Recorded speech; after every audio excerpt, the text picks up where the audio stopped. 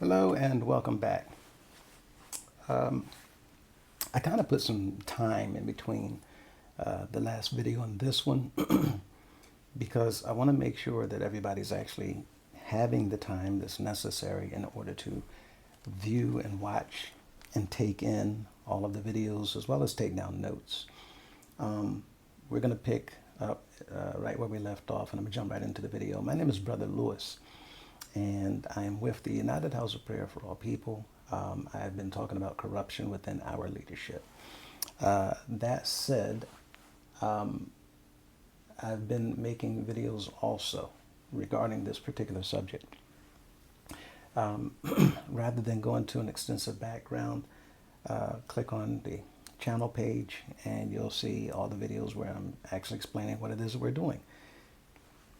Let's get right into this video.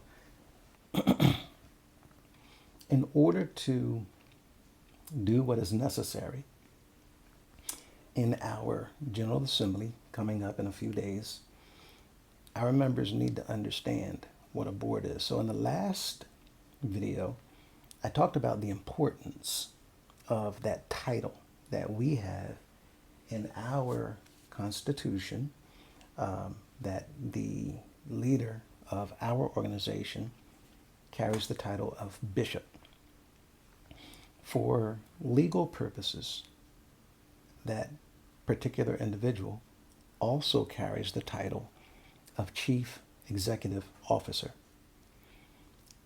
I let it be known that it is essential, it's necessary that our members understand the importance of that title.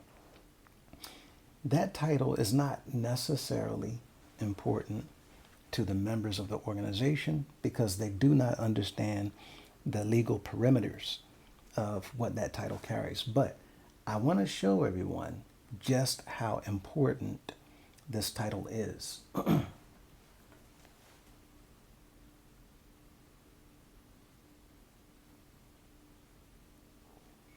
So when we look at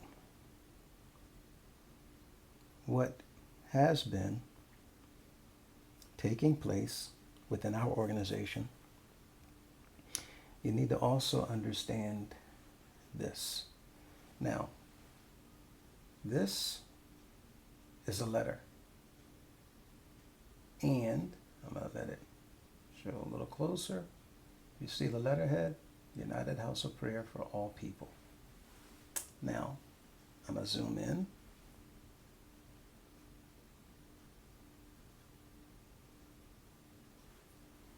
So you can see, and see the letter, what it's from.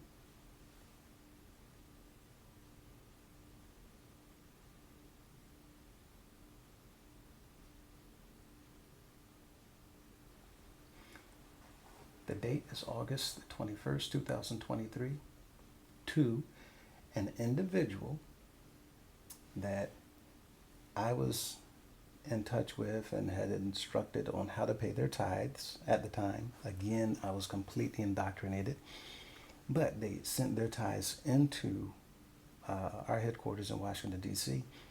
And after the passing of the former leader, this is what they received back. Now, you notice it says Senior Minister, Acting Chief Executive Officer. Now, why is that important?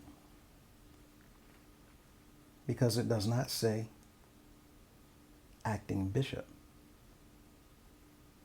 It says acting chief executive officer. The reason why that term is so important is because outside, they're not going to recognize what an acting bishop is. Inside, we don't have anything called an acting bishop. On the inside, we have a bishop or we don't have a bishop. And according to the law in the Constitution, it says, Article 5, Section 9, the General Assembly shall have on 2/3 vote the authority to, again, amend the Constitution, A. B, whenever a vacancy occurs in the office of the bishop, to fill this vacancy from among the regular ministers of this organization of the same faith and order. Meaning, you have the authority to fill the office, to put somebody in that seat. There is no such thing as an acting bishop in the organization, because there's no such thing as an acting bishop according to the letter of the law. They will not recognize an acting bishop. The law recognizes an acting chief executive officer. The law of the land. Inside the organization, we, the members, also understand whenever that terminology is used by the senior minister, it says that that individual will be the the acting chief executive officer in the event that the bishop, the current chief executive officer, is incapacitated, they're not available for whatever the case may be, or they have been removed or deceased. So the senior minister becomes acting. It does not become the acting bishop, but the acting chief executive officer. Now,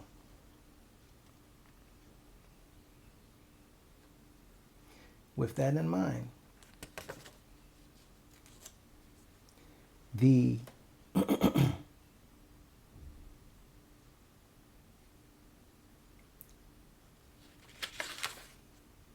Article 7 in Section 12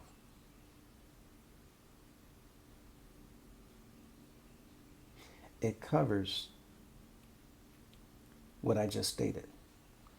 It says the bishop shall designate a minister of the faith to be known as senior minister, who shall act as chief executive officer and with all powers of the bishop in event that the bishop is suspended. Even though it says that they have all powers of the bishop, again, it does not say that they have the title of acting bishop. They have the title of acting chief executive officer. For that reason, everything that I am referring to regarding the leader, I'm referring to him as chief executive officer. Why? Because according to the law of the land, the chief executive officer in a nonprofit organization cannot be the chair of the board of directors. They cannot preside over the meeting of the board of directors. The chair has to be an individual that is on the board of directors who's not being compensated. Our CEO is being compensated. I've covered this in numerous videos in the past, according to our Are You Aware? With that said, as such, it presents a conflict of interest for the chief executive officer to also, who's a paid employee of this nonprofit organization.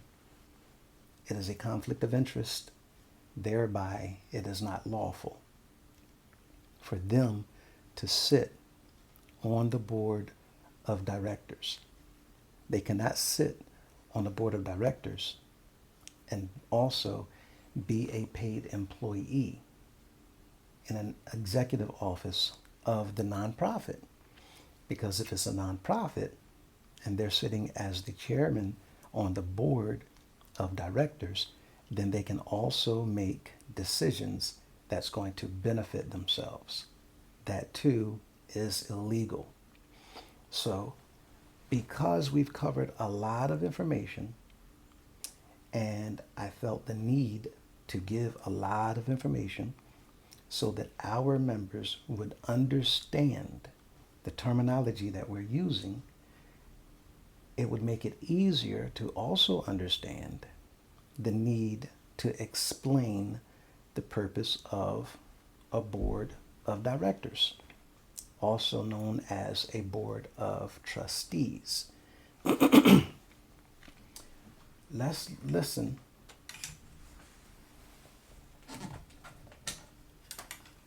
and see what this actually says. Now, again, I'm just utilizing what I have. So at times you may hear a commercial. I might have to pause for a moment, but I'm just pulling up videos off of YouTube.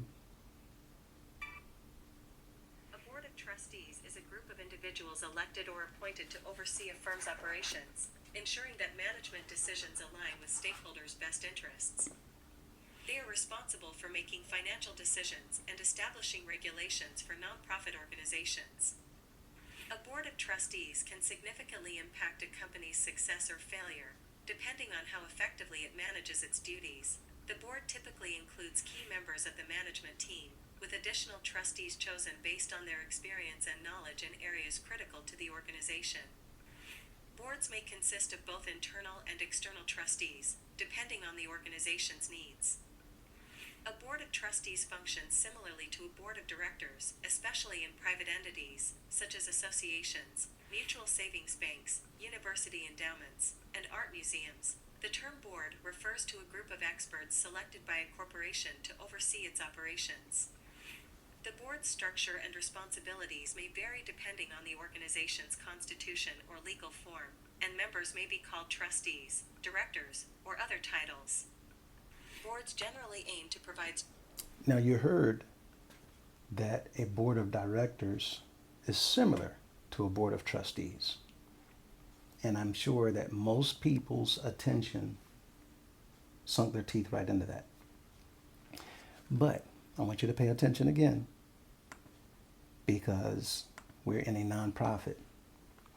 And in a nonprofit, people can give titles that really don't mean anything. It's just a title. What is important about a particular responsibility is whatever the role of that title is. So, pay attention again to the use of titles. And members may be called trustees, directors, or other titles. Boards generally aim to provide strategic direction. Members may be called directors, trustees, or other titles. In our organization, we only have one meeting where the members collectively come in and they discuss any business pertaining to the organization, its direction, how it's going to be run, but it's mainly focused and centered around the Constitution. Now, we're talking about the responsibilities of the Board of Trustees. I'm saying that the responsibilities of the Board of Trustees in our situation is the exact same as the responsibility of the Board of Directors, which also in our situation is the exact same as what we know as the General Assembly.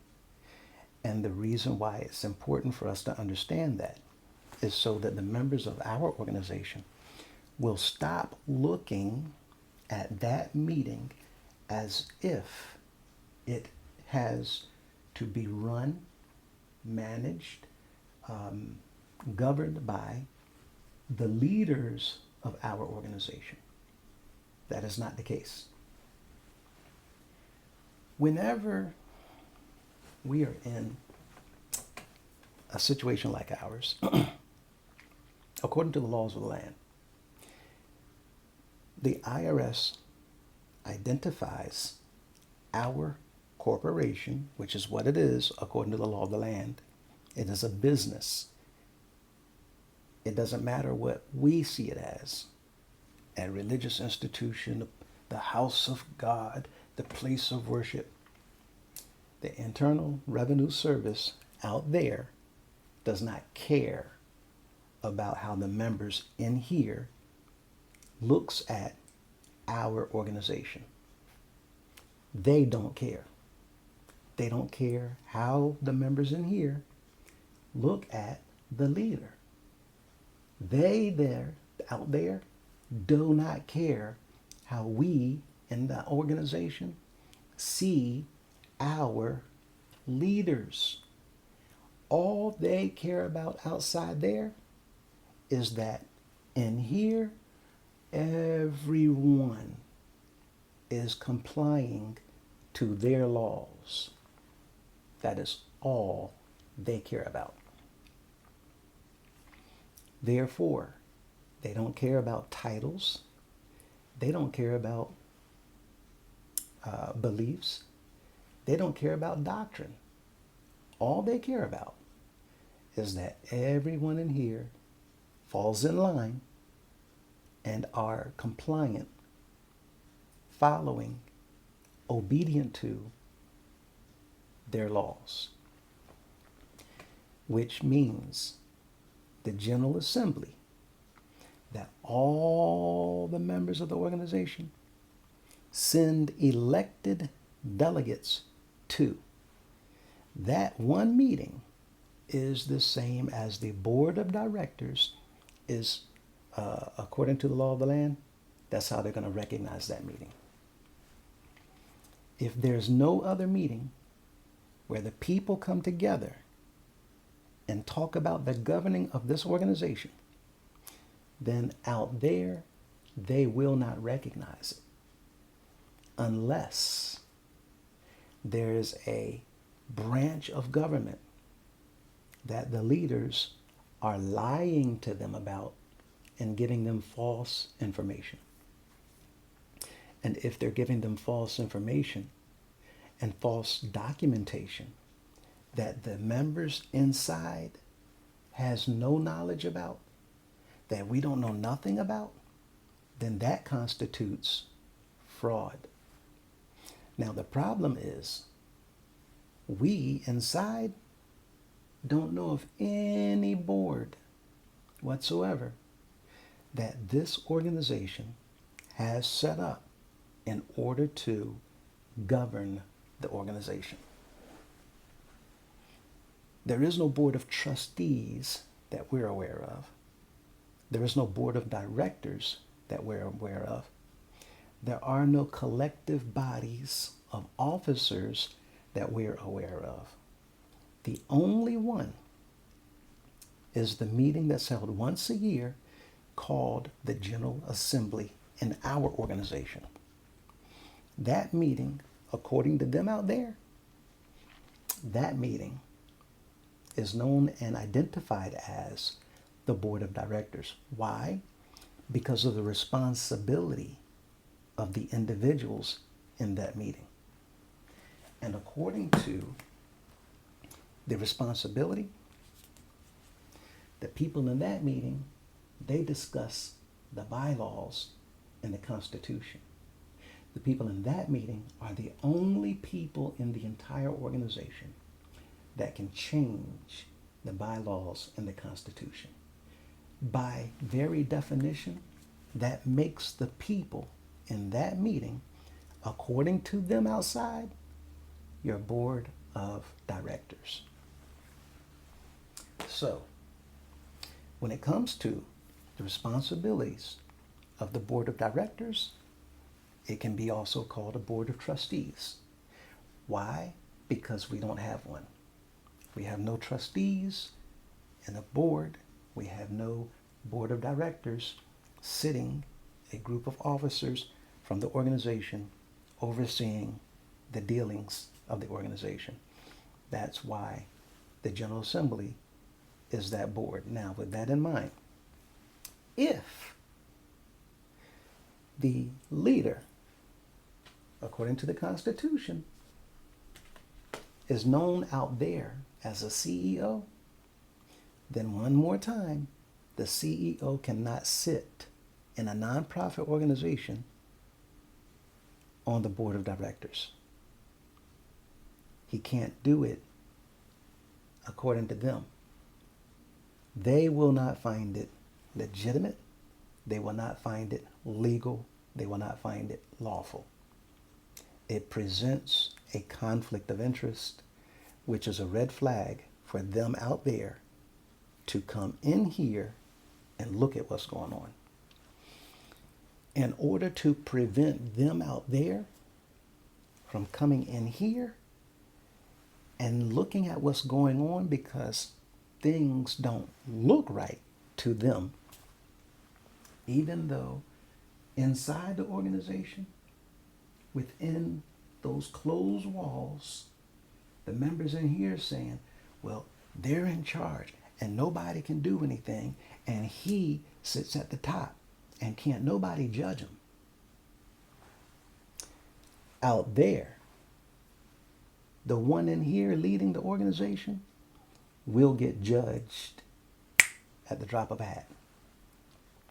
They don't have no problem judging who the members in here have a problem judging, because they are not buying the lies and the manipulation that the leader of our organization cannot be judged.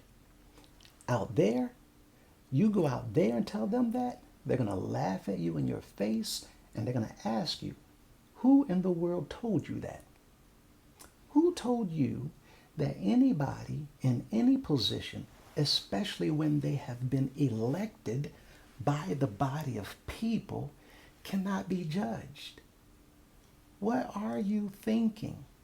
Especially when your own law says that they can be judged. Your law says that they can be tried and they can be removed for a cause, including, number one reason, violating the laws of the organization.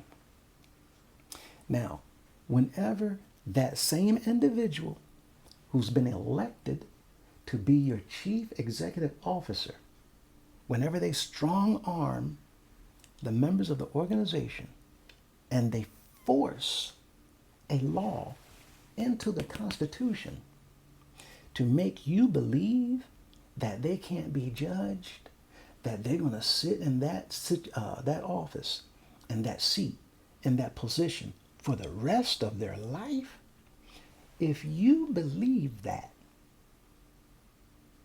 and you don't do nothing about it, then you deserve everything coming to you. That's how they see it. Until people within the organization, until they stand up and they say, no, no, no.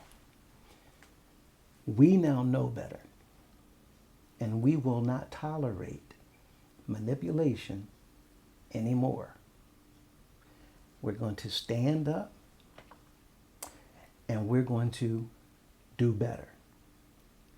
We're going to stand up and we're going to hold people. Stop. Let's look at this. Let's see what the law says. And if the law says you can't do it, and it's been proven that you have done it, then by very definition, you have violated the laws. By very definition, that is an infraction that makes you a lawbreaker. If you're in the position to judge everybody in the organization. And the law says, according to the bishop,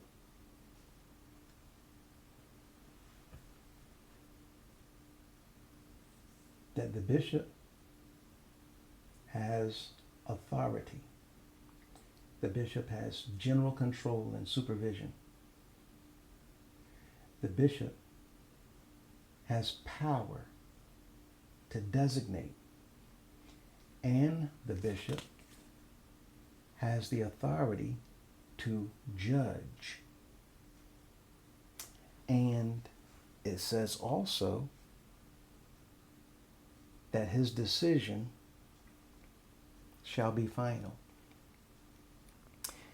In order to be a judge and pass rulings to include penalties on the members of that organization, you must use the law of the organization in order to penalize and hand out consequences to people who break those laws.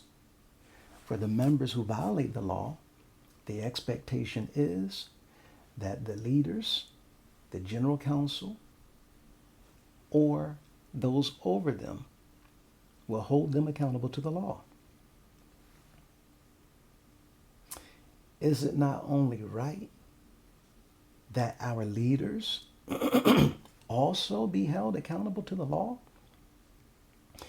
Because after all, nobody is above the law. Even though the men across the front has lied for years, years and years to our members and telling them that the leader, the man in that seat, is above the law and nobody can judge him. Only God. Outside, when you show them that, what they're going to say is that law is a conflict of interest. You cannot, by law, legally create, write, or amend. You cannot revise.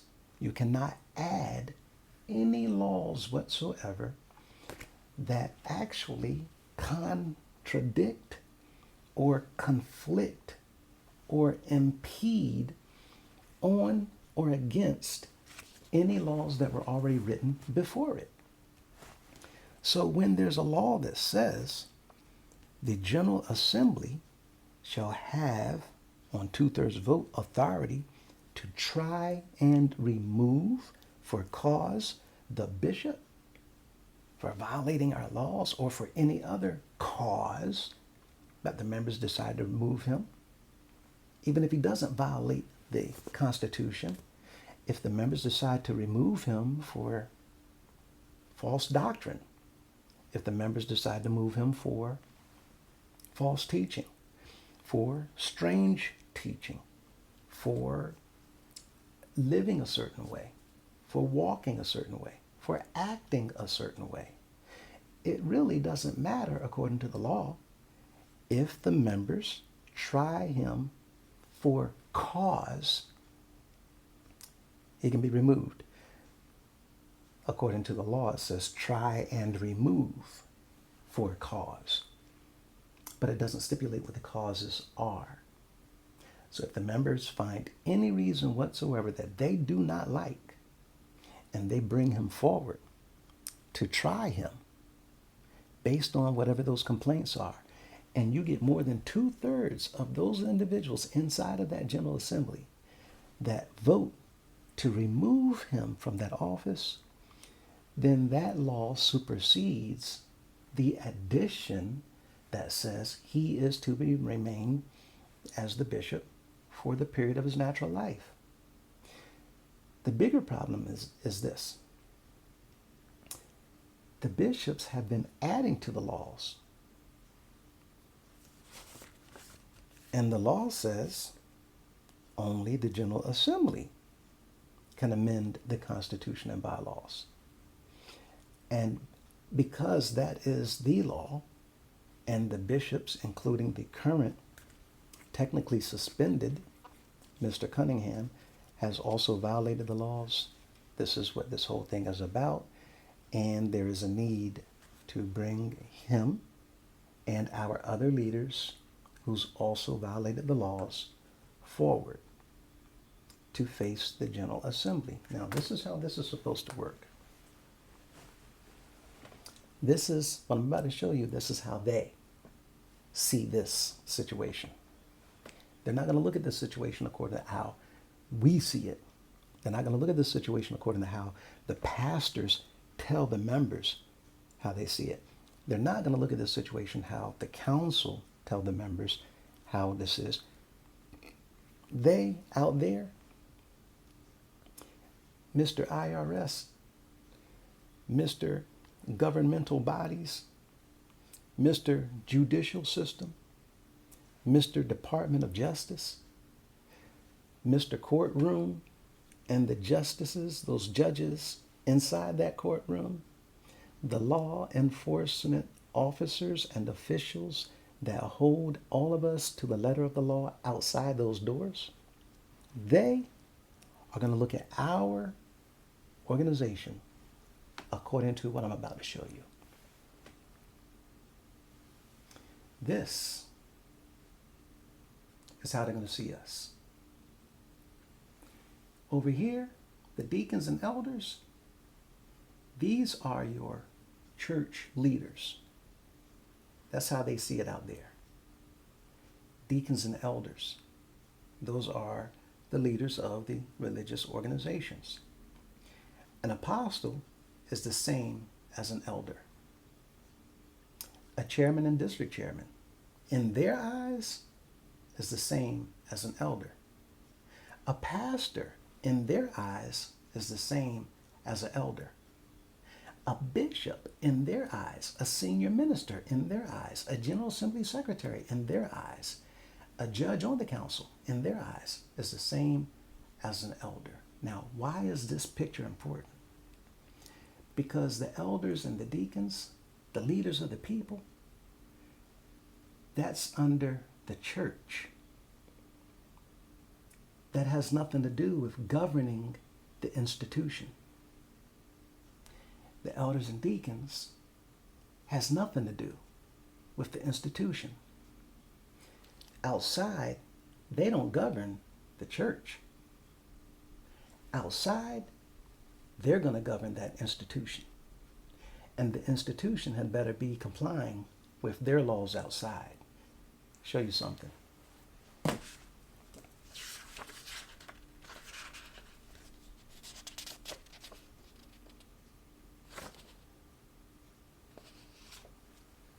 That's why, page number 2 of the Constitution. Take a picture.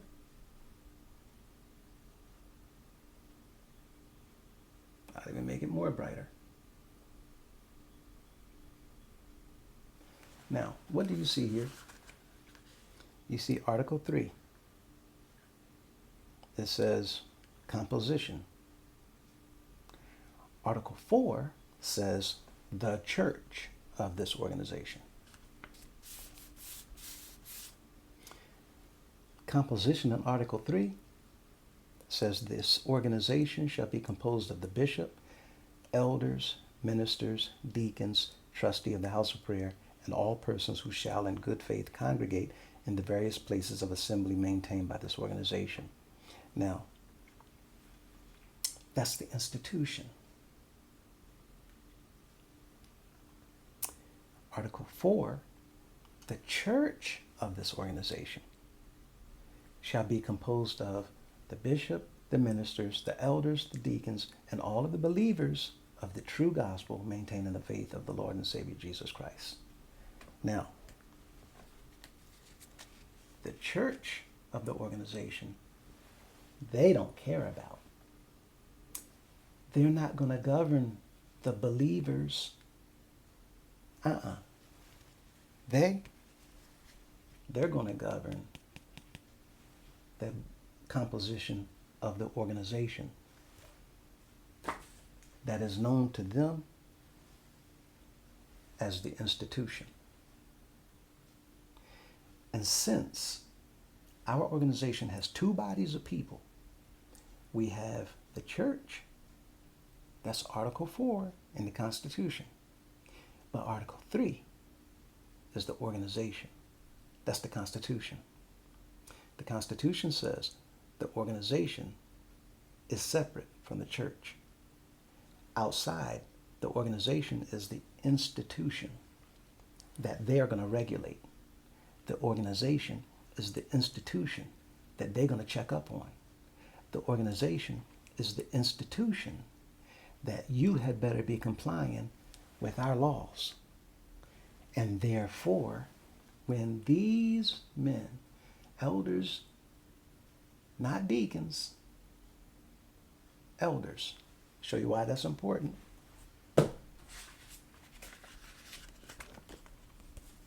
Let's look at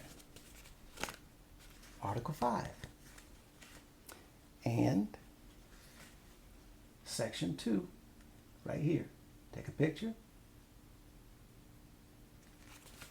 Okay. It says the General Assembly shall be composed of the bishop, ministers, elders, and 2 elected representatives from each congregation. What it did not say, our Constitution does not include deacons. The Constitution says that the General Assembly includes elders, but it doesn't include deacons. Now, when the elders come to the General Assembly, the elders are no longer looked upon as elders because they belong over here. The leaders of the people are here under the umbrella of church. When these elders come into this arena, then they are no longer the leaders of the people. They are now delegates of the General Assembly. Now, a delegate has been coined to mean members who's been elected. When those elders come to the General Assembly is composed of these individuals according to the Constitution. And it also includes the bishop. The problem is our Constitution has been tampered with. And the institution, which is the organization, is supposed to be regulated and in compliance with the laws of the land. And if the bishop is in the General Assembly, well, now we have a conflict of interest. Why? Because the General Assembly is made up of the people who conduct business the same as a board of directors. And your biggest problem is that the bishop is a paid employee. So for all these years, the members of the organization has been under unlawful laws that the leaders know about. And they've been keeping this from the knowledge of the members. And now there's this need for the members to understand so that the members can step up and clean this up and get the organization, which is the institution, back in line with the laws of the land. Because if the members of the organization don't come together in the institution and get it back in line, then we're going to have an issue. So the institution, you see it says church meeting. The meeting is from individuals that are part of the church. So it's called a church meeting. The church meeting here under the institution is where the trustees are.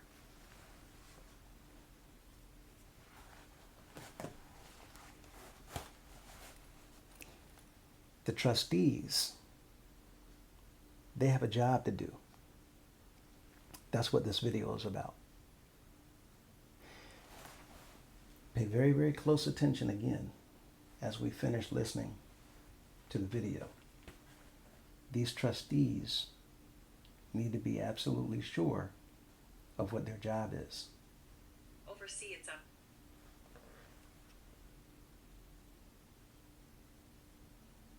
operations. The board's structure and responsibilities may vary depending on the organization's constitution or legal form, and members may be called trustees, directors, or other titles. Boards generally aim to provide strategic direction for an organization, manage its finances, and ensure legal accountability for its ventures. Legal accountability. The CEO typically serves as the board's primary point of contact within the organization. Trustees and directors have distinct roles and responsibilities, though trustees are held to a higher standard under state trust law.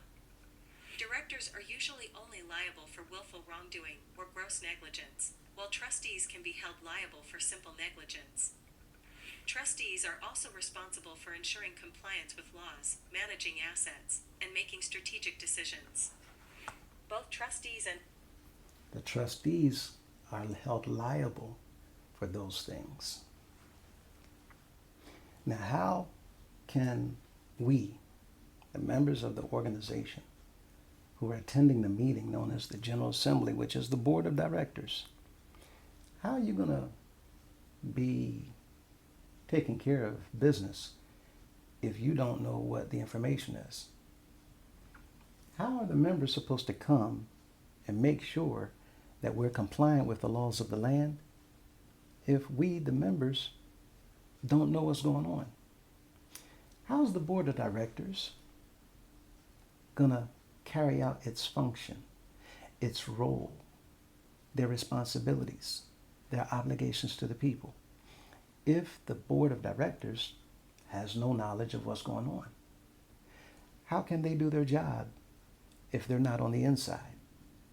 How can the General Assembly do an efficient job or be productive if they know nothing whatsoever about the inner workings of the organization? How can they ever do what they need to do if the leaders are corrupt and now they're even controlling the General Assembly and they're seeing to it that the members don't know anything? This is why this is necessary. Pay attention. managing assets, and making strategic decisions. Both trustees and directors must fulfill fiduciary duties, including loyalty, care, and obedience, meaning they must prioritize the organization's interests over personal gain and act responsibly in decision-making. Trustees are subject to stricter standards of care and must avoid conflicts of interest in nonprofit organizations. The role of the Board of Trustees is akin to that of a Board of Directors. They are responsible for oversight, strategic planning, fundraising, and policymaking. Some trustees... She said that they're responsible for oversight. Oversight means here's the organization. Inside the organization, you have offices. You got leaders in the organization. The oversight means you are looking over like a bird flying over. This is the reason why people talk about eagle-eyed vision. An eagle is way up high and they can see clearly up to 2 miles. They can look and see a rodent, a mouse, a fish from way up high. They can zoom in with their sight. Now, our board of directors / General Assembly, they need to be in a position where they have eagle-eyed vision.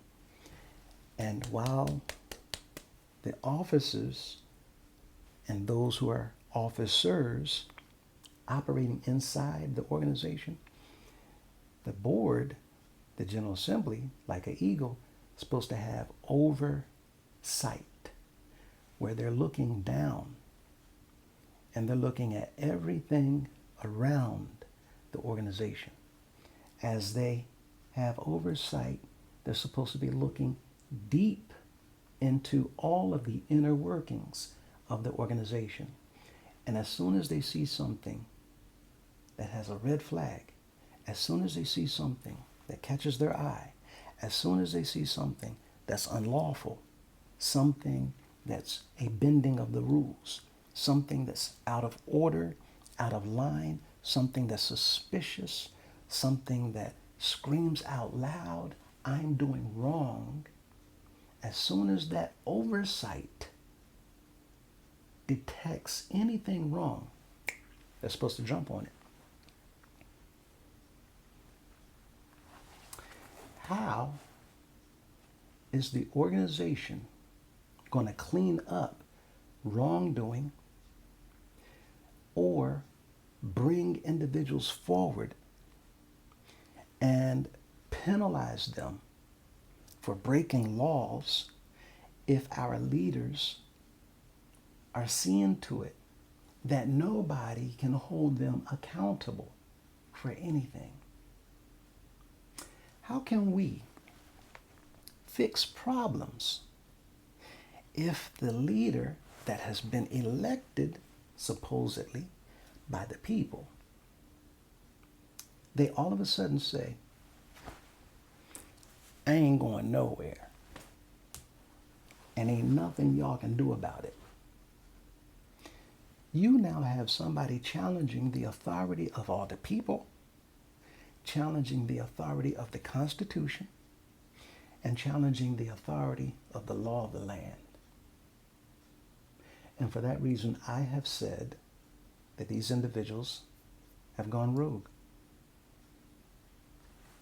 You heard them say that there is a fiduciary duty.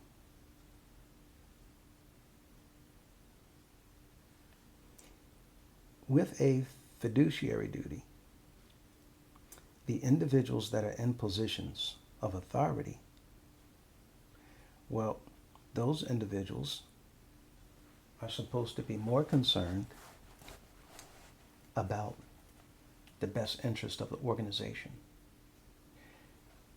They're not supposed to be concerned about themselves. Thus, the CEO is not supposed to be concerned about himself. He's supposed to be concerned about the organization, not setting up rules and laws for him to have power, not setting up rules and laws to manipulate the members into thinking that nobody can do anything against him. Nobody can do anything to fix him. Nobody can do anything to correct him. Nobody can do anything to question him. Nobody can do anything to evaluate him. People, the law of the land outside, will find that laughable. Every member in that General Assembly has the absolute right and the absolute authority to question, to interrogate, to challenge, and to correct the CEO, who is nothing more than a hired employee who can at any time be fired for their negligence or their willful misconduct, for breaking the laws, the violations of those laws, just like any other employee anywhere on the planet. And in some states we have this hire or fire at will law, meaning you don't even need to have a reason. The problem is our leaders all the way across the board have violated so many laws, and they know that their back is against the wall because people are beginning to stand up to demand that they be held accountable, because the organization is a fluke. People leaving left and right, no longer participating. And our leader's job is supposed to maintain as well as do what is necessary for the growth of the organization. Let's finish this video.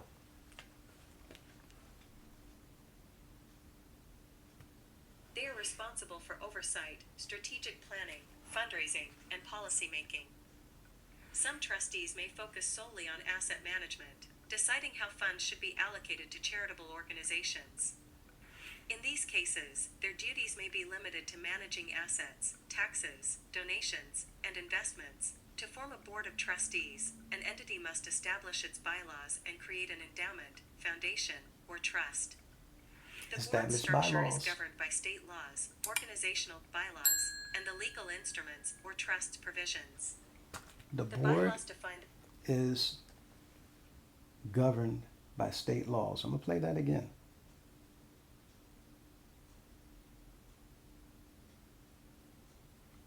an entity must establish its bylaws and create an endowment, foundation, or trust.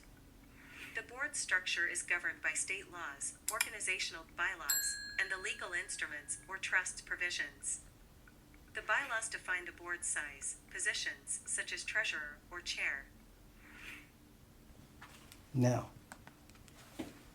for those of you that would like to watch this video and take notes in your own time, this video is called, What is Board of Trustees?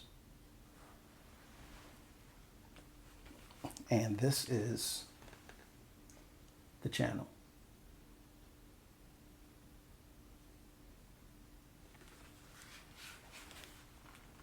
Okay.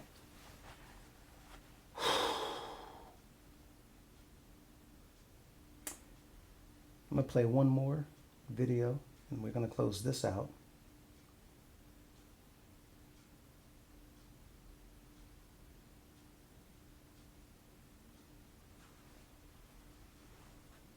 This is the reason why it is so important that our members understand what the role of a board of trustees is, or a board of directors.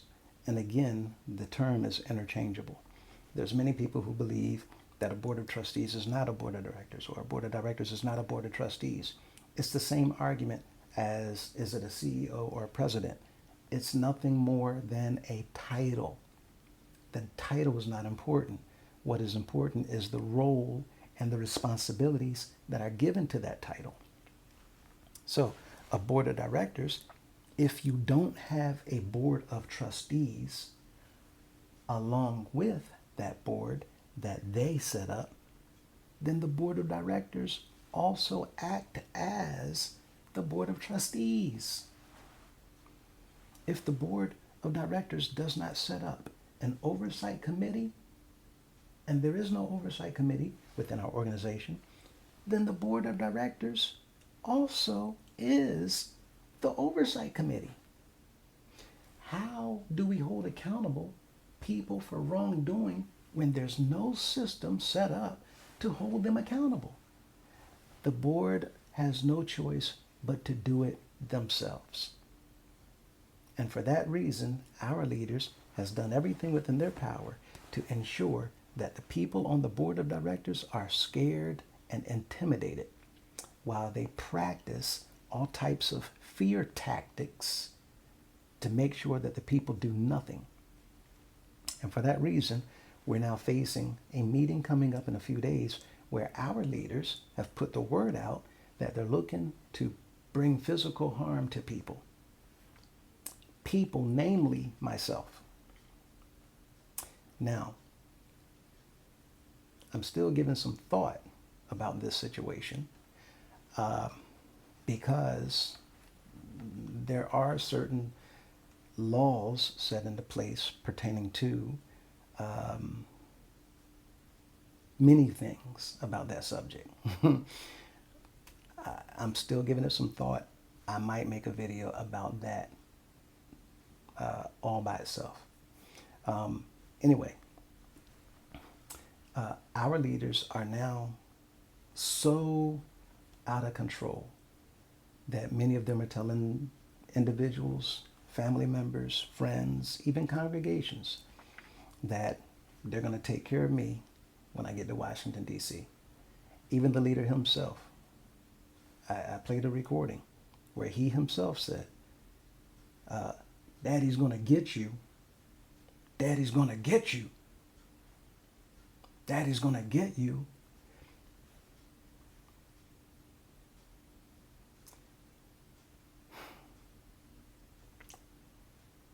I might make a video about this type of behavior. I'm still giving it some thought. My point is that our leaders are completely rogue, completely out of control. And they've now turned to the practice of making threats in order to deter individuals from doing what the law says, or for standing up for what's right, or for calling out their wrong. Be that as it may, this will be getting taken care of. Let me allow you to see one more video and why this is so important. This is what we're dealing with.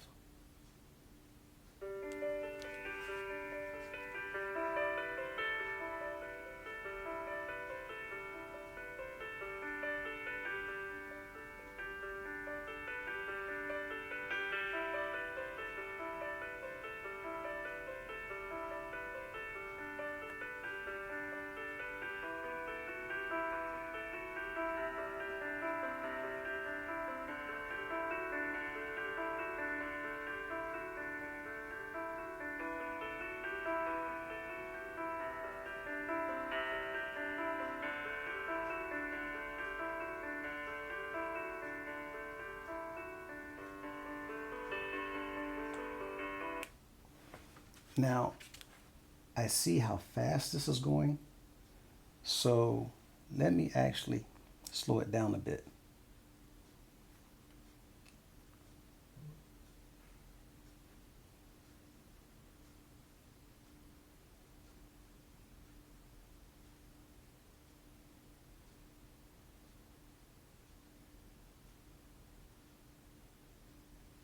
Okay.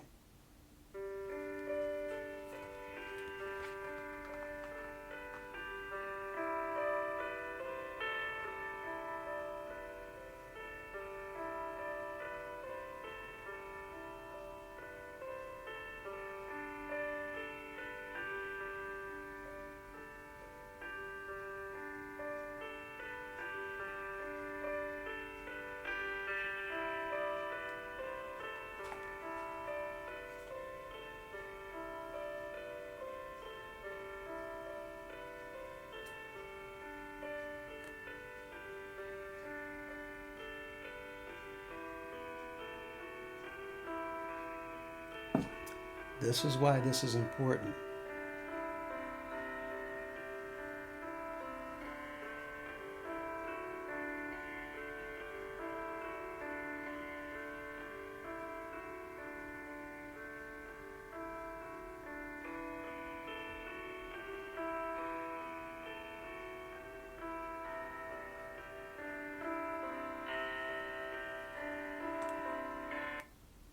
This right here, this is our biggest problem. You see these suits and dress shirts? That's what's going on within our leadership. All these men wearing suits, dress shirts, and some of the women around them with these dresses on. Just because someone dresses nicely does not mean that they're trustworthy. Most of the time, individuals that's dressing up in shirt and tie are some of the biggest criminals there is. You can't trust people just because they're in a suit. And that right there is one of our biggest problems.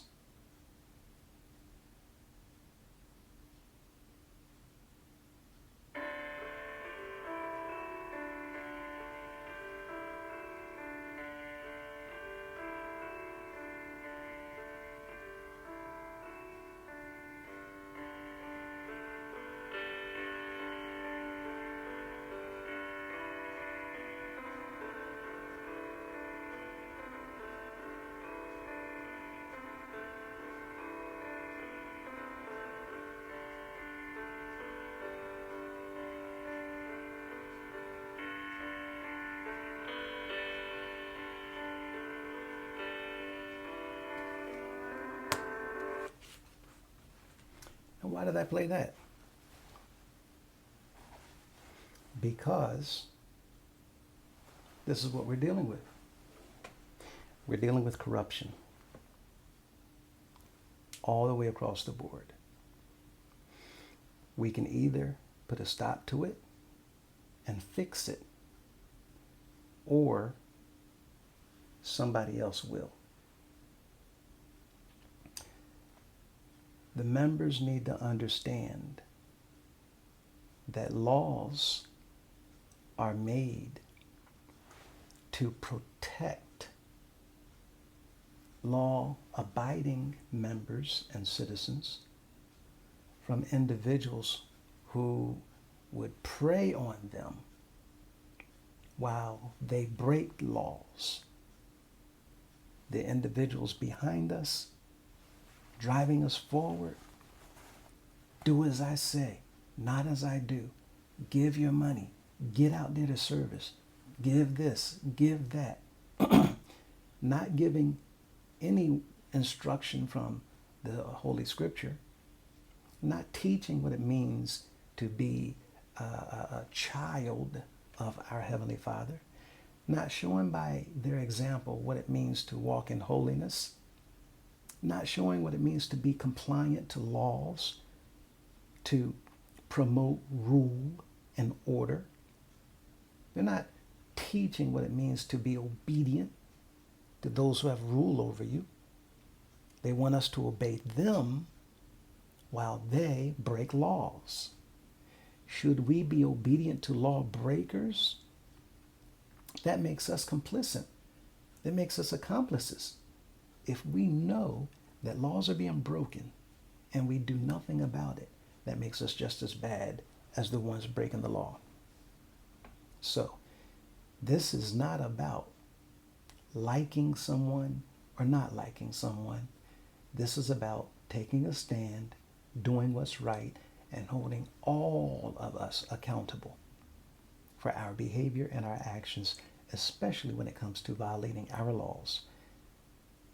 That said, we're going to come back and we're going to get into the various types of corruption so that we can see which of these things has been taking place in our organization. See you in the next video.